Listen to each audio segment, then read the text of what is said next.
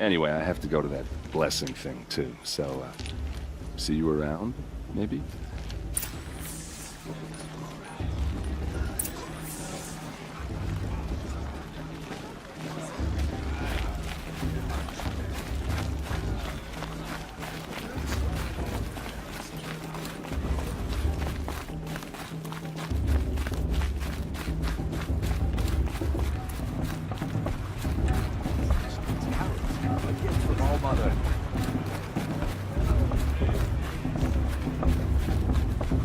Start the blessing when all aspirants are in place.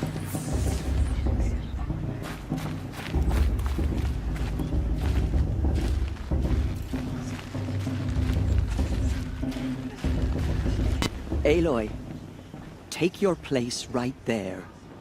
The prayer lantern is yours. I made it for you. Blasphemy, sisters. Aspirants, before each of you sits a prayer lantern crafted by your mother. In her honor, light its flame.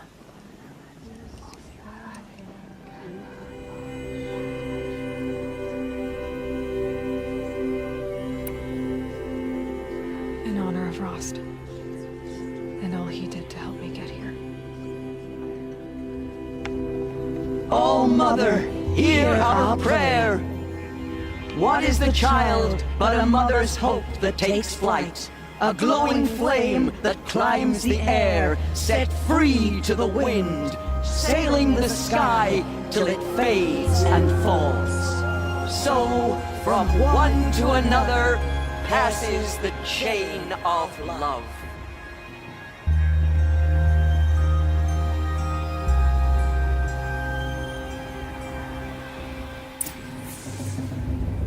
There's Olin. I have some questions for him.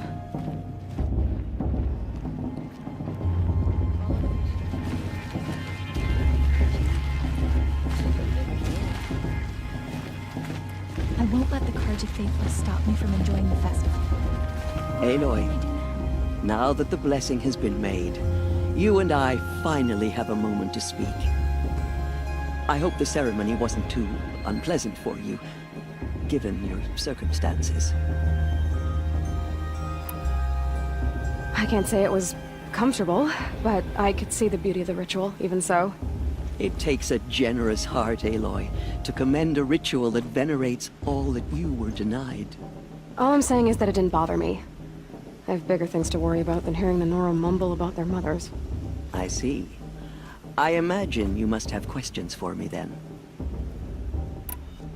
It surprises me the tribe lets outcasts run in the Proving. It's not like the Nora to be so hospitable. It has always been law that any child outcast has this right, as a means to rejoin the tribe.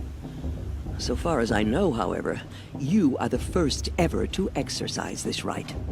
I'm not surprised. I doubt many outcast children survive long enough in the wilds to come of age. I think, rather, it is because child outcasts are so rare. In all my years, I've only known of one other child who was cast out. A boy of 13, who killed his mother. But at the Proving 5 years later, he did not appear. No. I'd be surprised if he survived very long on his own. But at least he had a chance. Other tribes would have simply executed him. It may be hard for you to accept, Aloy, but the practice of shunning is, relatively speaking, humane. Oh, is it?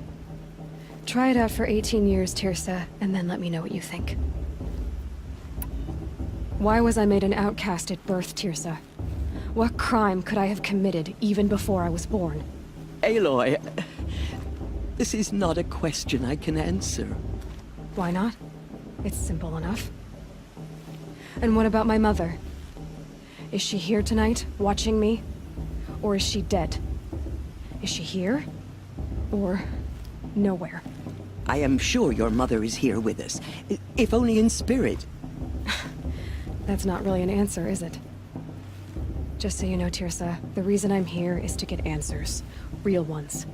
And when I win the Proving, I will demand them. I know, Aloy. I would expect nothing less. What about Rost? Why was he made an outcast? So, he never told you? He said he swore an oath never to speak of it. Yes. As did I, and the other matriarchs. I'm sorry, Aloy. But Rost's past is another secret I must keep from you. What else is new? Rost told me that matriarchs don't just lead the tribe. What else do you do? We teach, offer counsel, give blessings. When necessary, we judge. Our only concern is the welfare of the tribe. Among our number this year, we count 3 high matriarchs and some 30 lesser matriarchs. What's the difference? Matriarchs are grandmothers with 2 generations of living progeny. But a high matriarch is a great-grandmother with 3 or more generations to her name. Thus do we speak for generations, lending our opinions weight. The high matriarchs most of all. So, the more children you have, the more authority you get? I guess that's one way to decide who leads a tribe. Why would there be any other? Why does Lansra hate me so much? She is a woman of extreme opinions. More than that, I cannot say. It's not my fault that I was born. Or that the matriarchs decided to cast me out. I side with you in this matter. But there are differences of opinion. And any vote of the high matriarchs requires a majority. I should be going. I'm sorry if I've been too harsh. It's just... I've wanted answers for so long. I know, child. You're not the only one who's waited years for this day. I will be praying for your success. I won't let the Carja Faithless stop me from enjoying the festival. What harm can they do now? That blessing wasn't bad. Nice and short, anyway. But I know a half-dozen Oseram tinkers who could put on a better fireworks show. Oops. I hope I'm not throwing a wet blanket on your sacred ritual. It was nice. Really. Yeah, well, good luck in that proving thing. Maybe I'll see you in Meridian someday. Who knows? Cruising better than last year. That's a feat. Your blessing was most illuminating. I've never seen its like. A rare gift indeed.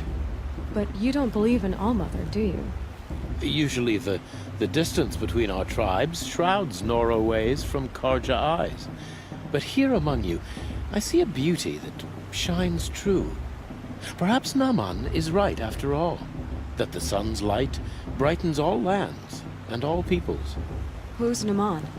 One of my brethren, who believes the sky is wide enough for the faiths of all tribes. Who is the Sun King you speak for? His luminance Avad is the 14th king of the Radiant Line. His light envelops the sky and everything beneath it. He is the chosen of the sun. By his divine rule, we are given sight and purpose. You speak highly of him. Do you know him well? By his nature, he is unknowable and infallible. We are his instruments, not his companions. I have been in his presence, but we draw down our hoods so as not to behold his light directly. He's the sun, he has total power, and no friends. That couldn't go wrong. If your Sun Kings are so infallible, how do you explain the crimes of the last king?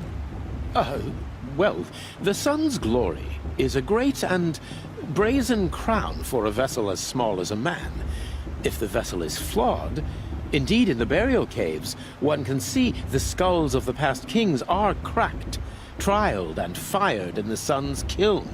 That can be too much for any man to bear, even a ruler of men. So the sun can make bad choices like anyone else?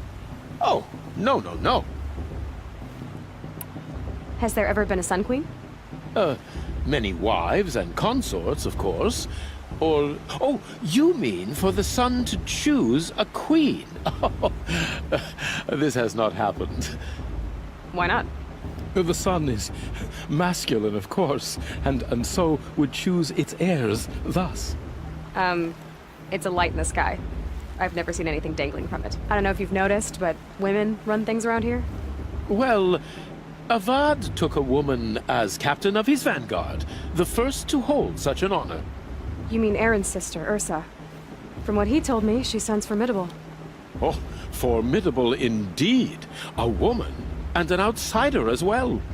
She might make a fine Sun Queen, given a chance. A sun... Oh, no, no, no. No, Who are you, Sun Priest? I am the Reverend Irid. The glory of the Karja is the sun's glory, reflected. We sun priests are but glimmers of its great light. You just said a lot, but you didn't tell me anything. My apologies. My duty is to carry out the will of the sun, by serving its emissary among us, the Sun King. I comfort those who walk by the light of day, and I travel to those in far reaches, whom the light barely touches, bearing warmth. So you live in Meridian? I do.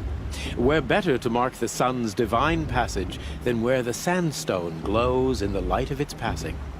I was raised in the mesa's great shade, its wild bird markets and metal cellars, spices and colored silks. Sounds impressive. Oh, you should behold it. And you can if you make the journey. At his luminance's order, we have flung its gates open to all. Any Nora who leaves the sacred land becomes an exile. But hey, who knows where I'll end up. Did you come all this way just to deliver your Sun King's speech? It is my duty, and also my honor, to carry the light of atonement to those we overshadowed and wronged. I swallowed my fear, but it re-emerged. I am glad Erend van Guardsman made this journey. He is my shield, a good man. Why were the Karja at war with the Nora? Under the 13th Sun King, the Karja had no peace with any tribe. His luminance has sent those days to dusk. We must renew the light that binds us, though few volunteered to come here. The Nora scare you. They're good at making people feel unwelcome. It's said one soldier died for every Nora taken alive. But I see you can be as calm as you are fierce. This has been illuminating, but I should get going. You have already been blessed, but may the dawn find you, the day warm you, and the dusk have light to guide your path.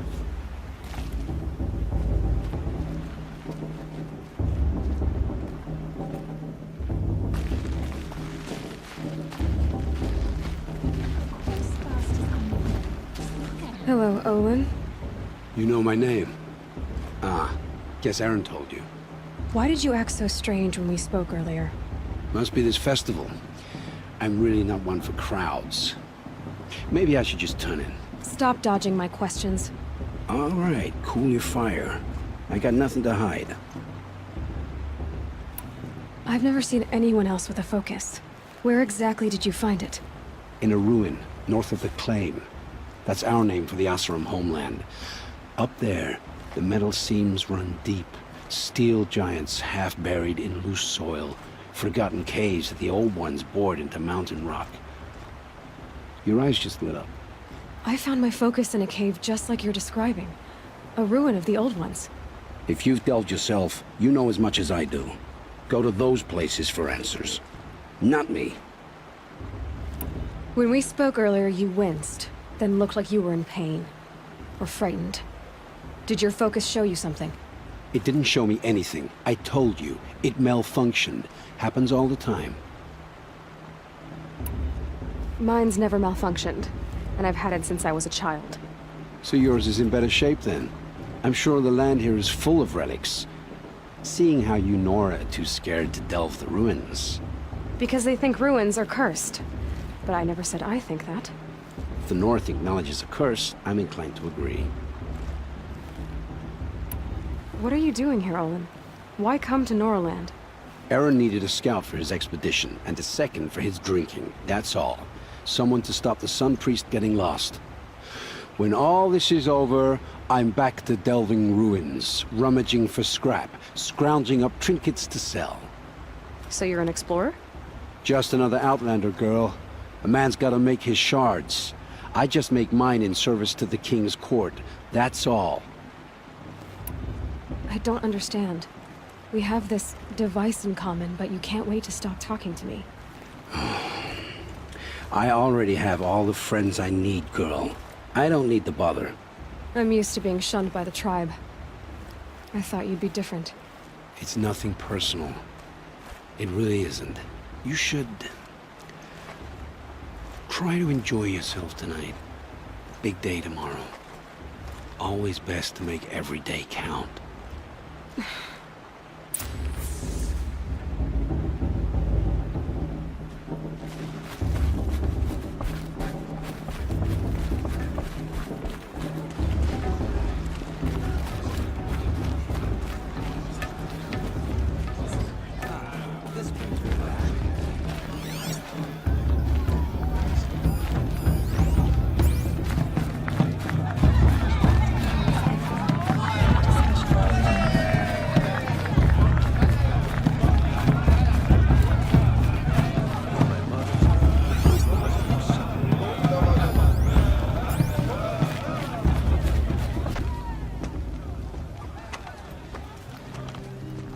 Motherless chuff. What did you say? Find your bed, outcast, and dream of winning the proving. That's the closest you're gonna get.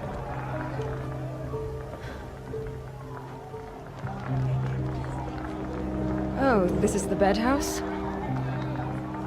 With you standing guard, I figured it was the latrine. You're very present here.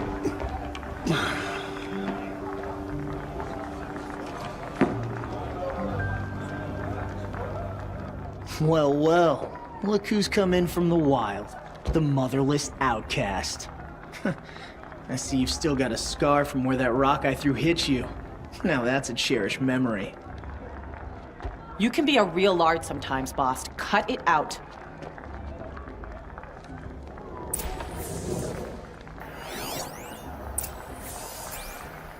We saw you talking with the outsiders.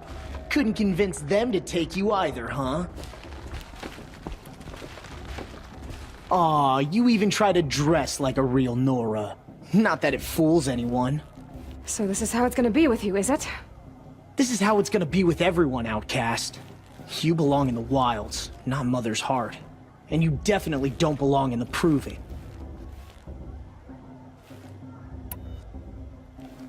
The only way you know how to feel strong is to make someone else feel weak. It's not working. I've trained all my life. You'll see tomorrow how strong I am. Oh, I've seen plenty. You grew a man's body, kind of. But down deep, you're still a scrawny little brat. You know, I often think of the day I gave you that scar. It's a cherished memory. What I remember is how the other children saw that you were a monster. But I suppose you leave that part of the story out when you tell it, don't you? I branded you that day to mark your shame. All you did that day was make me stronger. Just wait. I'll show you tomorrow. Yeah, right. This is boring. Time for Boss to get some sleep. You'll be the one surprised tomorrow, outcast. Not me. Oh, are you gonna shut your mouth? Because that would be a surprise.